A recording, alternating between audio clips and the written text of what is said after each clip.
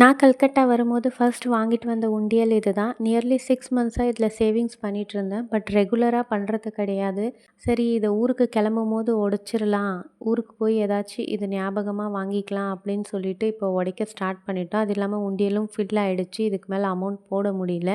எனக்கு ஒரு பக்கம் இந்த குட்டி பிக்கிய உடைக்கிறதுக்கு மனசே வரல. ஏன்டா இந்த மாரி உண்டியல் வாங்கணும்? பேசாம பானை மாரி இருக்கிறது வாங்கியிருந்தா நல்லா இருந்திருக்குமோன்னு சொல்லி ரொம்ப ஃபீல் பண்ணிட்டுருந்தேன்.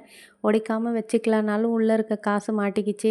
சரி ஒரு வழியா கால மட்டும் உடைச்சு எப்படியாச்சும் அமௌண்ட் எடுத்து குடுத்துருங்க அப்படின்னு என் ஹஸ்பண்ட்ட கேட்டா, அப்படியெல்லாம் உடைக்க முடியாது. உடைச்சா இது ஃபுல்லா தான் உடைக்கணும் அப்படின்னு தட்டுனாரு. பார்த்தா எல்லாமே புட்டுக்குச்சு.